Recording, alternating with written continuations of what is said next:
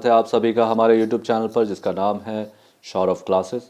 आज मैं MA semester 1 के पेपर FC1 से इतिहास क्या है इसके अर्थ एवं विषय क्षेत्र लेकर उपस्थित हुआ हूं। तो चलिए शुरू करते हैं। इतिहास अतीत की महत्वपूर्ण घटनाओं का अभिलेख है। चिरकाल तक इतिहास का अर्थ तथ्यों का वृत्तांत समझा गया। 19वीं शताब्दी के पूर्वार्ध तक इतिहासकारों का मुख्य संबंध तथ्यों से रहा तथा वे इतिहास दर्शन के प्रति उदासीन रहे। 19वीं शताब्दी के उत्तरार्ध में इतिहास में तथ्यों की प्रधानता को चुनौती दी गई तथा कुछ जर्मन दार्शनिकों ने इतिहास दर्शन का समर्थन किया। इनमें डिल्थे तथा क्रोचे मुख्य थे। इनके अनुसार इतिहास मूलतः आधुनिक समस्याओं की पृष्ठभूमि में अतीत की घटनाओं को देखता है और इतिहासकार का मुख्य काम घटनाओं का अभिलेखन करने की अपेक्षा उनका मूल्यांकन करना है। इससे स्पष्ट होता है कि इतिहास तथ्यों का मूल्यांकन है। डिल्थे और क्रोचे ने कालांतर में फ्रेंच तथा अंग्रेज इतिहासकारों को भी प्रोत्साहित किया। इतिहास तथ्यों का सामान्यीकरण भी होता है। इतिहास को अधिकाधिक विज्ञान बनाने की दिशा में यह सार्थक कदम है। इसके अंतर्गत हम विशेष से सामान्य की ओर बढ़ते हैं तथा तर्कशास्त्र के निगमनात्मक और आगमनात्मक पद्धति का सहारा लेते हैं। उदाहरण स्वरूप, जब राम, श्याम और रहीम को मरते देखकर यह निष्कर्ष निकालते हैं कि सभी मनुष्य मरणशील है, इतिहास में भी हम इसी तरह का सामान्यीकरण करते हैं। उदाहरण स्वरूप, 1789 की फ्रांसीसी क्रांति, 1911 की चीनी क्रांति एवं 1917 की रूसी क्रांति के अध्ययन के बाद हम इस निष्कर्ष पर पहुंचते हैं कि असंतोष और आक्रोश क्रांति को जन्म देती है। इसे ही तथ्यों का सामान्यीकरण कहते हैं। ये ऐतिहासिक तथ्य अधिकाधिक वस्तुनिष्ठ और वैज्ञानिक होते हैं। इसमें इतिहासकार का पूर्वाग्रह नहीं चलता। वह अपने ढंग से इतिहास की व्याख्या नहीं कर सकता। इतिहास अपने आप में दर्शन भी है। आधुनिक काल में वॉल्टेयर ने इतिहास दर्शन शब्द का प्रयोग किया। इसमें उसका तात्पर्य एक आलोचनात्मक एवं वैज्ञानिक इतिहास से था। यह इतिहास धर्मशास्त्रीय इतिहास की व्याख्या से बिल्कुल भिन्न था। बाद में हीगेल तथा प्रत्यक्षवादियों ने इतिहास दर्शन शब्द का प्रयोग किया। इतिहास के पन्ने युद्ध, क्रांति, विद्रोह, विप्लव की व्यथा कथा से भरे पड़े हैं। अनावश्यक रक्तपात, आगजनी, नरसंहार, हिंसा, षड्यंत्र इत्यादि इतिहास की नियति बन गए हैं। आदि मानव और आधुनिक मानव में कोई फर्क नजर नहीं आता। इतिहास दर्शन मानवीय मूल्यों में के निरंतर क्षरण का ग्राफ है। यह भौतिकवाद और अध्यात्मवाद का संगम है जो मानवीय मूल्यों की पुनर्स्थापना का प्रयास करता है। इतिहास का दर्शन है जियो और जीने दो। यह सर्वधर्म संभाय तथा सुलहे कुल का पैगाम देता है। यह सत्य, अहिंसा, प्रेम और सद्भावना का सबक सिखलाता है। यह सर्वोदय व अंत्योदय का मानस है। कल का इतिहास युद्ध और हिंसा का इतिहास था। आज का इतिहास शांति और अहिंसा का इतिहास है। यह इतिहास की नई परिभाषा है। इतिहास मनोविज्ञान का आईना है।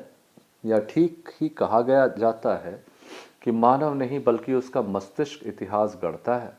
हमारे समक्ष कई प्रश्न उभरते हैं, जैसे राम क्यों राम बन गया, रावण क्यों रावण बन गए, कृष्ण कंस की भूमिका अलग अलग, नेपोलियन, मुसोलिनी व हिटलर क्यों इतिहास के पन्नों में छा गए। इन सभी प्रश्नों का उत्तर इतिहासकार की उनकी मनोदशा थी जो उसे विशेष में तैयार हुई, जिसने इतिहास गढ़ दिया। विद्वानों ने इतिहास की परिभाषा विभिन्न प्रकार से दी है। इतिहासकार E.H. कार के शब्दों में इतिहास अतीत और वर्तमान के बीच एक अनंत संवाद है तथा इतिहासकार का मुख्य काम अतीत का अध्ययन करना है। इतिहासकार सर चार्ल्स फर्थ ने कहा है, इतिहास मानव समाज का लेखा जोखा है या इन विचारों को बतलाता है जिनमें समाज के क्रियाकलापों तथा भौतिक दशा को प्रभावित किया है। प्रोफेसर सीले ने इतिहास को अतीत की राजनीति कहा है। लॉर्ड एक्टन ने इतिहास को मानव स्वतंत्रता की कहानी कहा है। प्रोफेसर ए एल रॉज के शब्दों में इतिहास प्रधानता समाज में मानव या उसके भौगोलिक एवं भौतिक पर्यावरण का लेखा जोखा है। प्रोफेसर गुस्तावासन ने इतिहास को मानव ज्ञान के शिखर चोटी कहा है। इतिहास की आंगिक परिभाषा एक सूत्र के द्वारा दी जा सकती है। यह सूत्र है ट्रिपल पी ई। इसका अर्थ P for person, P for place, P for period and E for event है। इनके मेल से इतिहास बनता है। उदाहरण स्वरूप, महात्मा गांधी का जन्म 2 अक्टूबर 1869 को पोरबंदर में हुआ। यह एक ऐतिहासिक वाक्य है जो इतिहास की आंगिक परिभाषा के अनुकूल है। यह तथ्य का वृत्तांत है, साथ ही तथ्य का मूल्यांकन भी। यदि हम गांधी जी की जन्मतिथि 25 अक्टूबर बताते हैं तो इतिहास की प्रथम परिभाषा अर्थात तथ्यों का वृत्तांत है के अनुकूल सही होगा, लेकिन इतिहास की दूसरी परिभाषा अर्थात इतिहास तथ्यों का मूल्यांकन है के प्रतिकूल होगा। इसलिए तथ्यों का मूल्यांकन अर्थात अनुसंधान अन्वेषण आवश्यक हो जाता है। आइए अब हम इसके क्षेत्रों को देखेंगे। इतिहास के क्षेत्र। आदिकाल से आधुनिक युग तक इतिहास क्षेत्र का स्वरूप निरंतर परिवर्तनशील रहा है। इसके विकसित स्वरूप का एकमात्र आधार विभिन्न युगों के सामाजिक मूल्य तथा उसकी सामाजिक आवश्यकताएं रही हैं।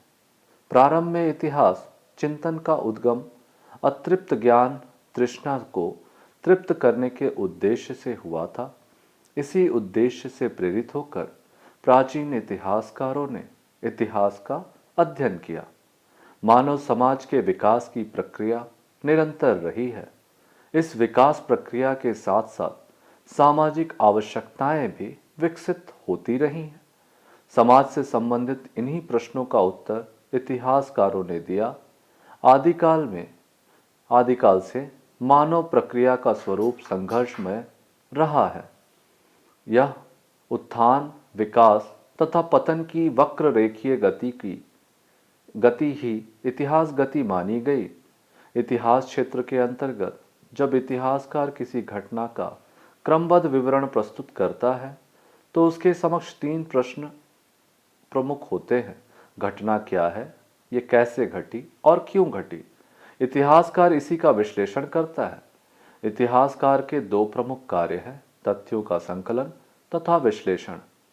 एक का स्वरूप विषयनिष्ठ और मानवतावादी है तथा दूसरे का वैज्ञानिक एवं वस्तुनिष्ठ। इतिहास क्षेत्र के अंतर्गत मनुष्य को एक साधारण कार्य से लेकर उसकी विविध उपलब्धियों का वर्णन रहता है। यद्यपि प्रकृति का अध्ययन इतिहास क्षेत्र के बाहर है, फिर भी इतिहास की प्रकृति की पूर्ण उपेक्षा संभव नहीं है। भूकंप, बाढ़, अकाल, अतिवृष्टि तथा अनावृष्टि प्रायः मानवीय कार्यों एवं उपलब्धियों को नियंत्रित करती है। पर्वत, नदी, झील, समुद्र ने मानवीय समाज के भाग्य को निर्धारित किया है। मध्य एशिया के पठारी और बंजर भूमि ने मंगोलों को लुटेरा तथा लड़ाकू बना दिया। यूनान के द्वीप समूहों ने उनके हृदय में उपनिवेश स्थापना की प्रवृत्ति को जन्म दिया। भारतवर्ष में सिंधु, गंगा, यमुना तथा हिमालय की भूमिका इतिहास में महत्वपूर्ण रही है। अतः प्रकृति को इतिहास अध्ययन के विषय क्षेत्र के अंतर्गत माना जा सकता है। अतीतकालीन समाज का पूर्ण चित्रण ही इतिहास का मुख्य उद्देश्य होता है।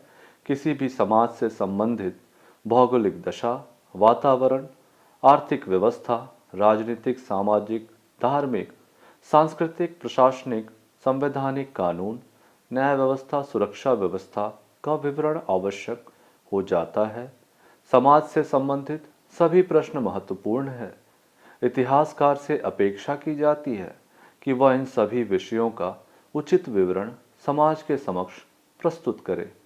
यदि समाज का क्षेत्र विस्तृत है तो इतिहासकार के लिए इन सभी प्रश्नों का उत्तर देना संभव नहीं है। इसलिए आधुनिक इतिहासकारों ने इतिहास क्षेत्र का वर्गीकरण किया है। इतिहास क्षेत्र का यह वर्गीकरण वैज्ञानिक युग की देन है। ऐतिहासिक गवेषणा की आधुनिक विधियों ने इतिहास के सामान्य ज्ञान की अपेक्षा विशिष्ट ज्ञान की उपादेयता को सिद्ध किया है। परिणाम स्वरूप इतिहास का विभाजन न केवल प्राचीन, मध्ययुगीन तथा आधुनिक काल में किया गया है, बल्कि इसके अंतर्गत अनेक छोटी से छोटी शाखाओं पर शोध कर के इतिहासकारों ने विशिष्ट ज्ञान को प्राप्त किया है। इस प्रकार इतिहास का क्षेत्र निरंतर विकसित होता जा रहा है। प्रसिद्ध इतिहासकार डेविस ने इतिहास के वर्गीकरण को उपयोगी और स्वाभाविक बताया है। संक्षेप में इतिहास के क्षेत्रों को अग्र रूपों में विभाजित किया जाता है। इतिहास के क्षेत्र में राजनीतिक इतिहास, संवैधानिक इतिहास, आर्थिक इतिहास, सामाजिक इतिहास, संसदीय इतिहास, कूटनीतिक इतिहास, औपनिवेशिक इतिहास, सैनिक इतिहास, धार्मिक इतिहास, सांस्कृतिक इतिहास, कॉमनवेल्थ का इतिहास और विश्व का इतिहास है। अब इनकी व्याख्या देख लें। राजनीतिक इतिहास के अंतर्गत राजा, राष्ट्रपति, प्रधानमंत्री, राजनीतिक संस्थाएं, सभा और संसद आदि का अध्ययन किया जाता है। आज के आधुनिक युग में जनसाधारण का महत्व बढ़ गया है, परंतु फिर भी राजनीतिक इतिहास काफ़ी महत्वपूर्ण है। संवैधानिक इतिहास राजनीतिक इतिहास का ही महत्वपूर्ण अंग है। इसके अंतर्गत अभिसमय तथा लिखित संविधान के विषय में वर्णन है। आर्थिक विचारों से संबंधित इतिहास ही आर्थिक इतिहास कही जाती है। इसके अंतर्गत समाज ने अपनी आजीविका के साधनों को किस प्रकार उत्पन्न किया, इसका पर्याप्त वर्णन इसमें किया जाता है। सामाजिक इतिहास के अंतर्गत लोगों के दैनिक जीवन, परिवार का स्वरूप, विभिन्न वर्गों की पारस्परिक संबंध, मानवीय दृष्टिकोण, धर्म, साहित्य, संस्कृति, शिक्षा, कला आदि का वर्णन रहता है। संसदीय इतिहास द्वारा राजा, कुलीन वर्ग तथा संसद के मध्य संघर्ष की विवेचना होती है और विश्व समाज में संसदीय प्रणाली की उपादेयता के औचित्य को सिद्ध किया जाता है। कूटनीतिक इतिहास में विभिन्न राष्ट्रों के कूटनीतिक संबंधों, पत्र व्यवहारों, इतिहास लेखन आदि का वर्णन होता है। औपनिवेशिक इतिहास के अंतर्गत उपनिवेशों के विदेशों से संबंध तथा उपनिवेशों के शोषण का सजीव चित्रण किया जाता है। सैनिक इतिहास में युद्धों, युद्ध अस्त्र शस्त्रों के निर्माण, प्रयोग आदि का वर्णन किया जाता है। धार्मिक इतिहास के अंतर्गत बौद्ध, जैन, इस्लाम, ईसाई इत्यादि धर्मों के इतिहास को लिपिबद्ध किया जाता है। सांस्कृतिक इतिहास के अंतर्गत रीति रिवाज, संस्था, शिक्षा, साहित्य, वास्तुकला, चित्रकला, संगीत, मनोरंजन के साधन आदि का वर्णन होता है। कॉमनवेल्थ के इतिहास के अंतर्गत कॉमनवेल्थ में शामिल देशों के राजनीतिक संबंधों के विषय में वर्णन होते हैं। विश्व इतिहास के अंतर्गत इतिहास में दो विश्व युद्धों के मध्य और बाद में विश्व शांति हेतु स्थापित संस्थाओं, राष्ट्रसंघ, संयुक्त राष्ट्र संघ आदि के कार्यों एवं उपलब्धियों का वर्णन रहता है। इस प्रकार इतिहास के उपरोक्त क्षेत्रों के द्वारा इतिहास का स्पष्ट ज्ञान प्राप्त होता है। इन इतिहास क्षेत्रों का स्वरूप सामाजिक आवश्यकताओं के अनुरूप सदैव विकसित होता रहता है।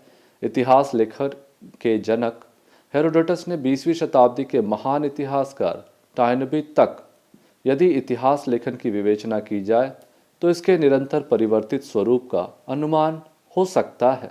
आज के लिए इतना ही। धन्यवाद।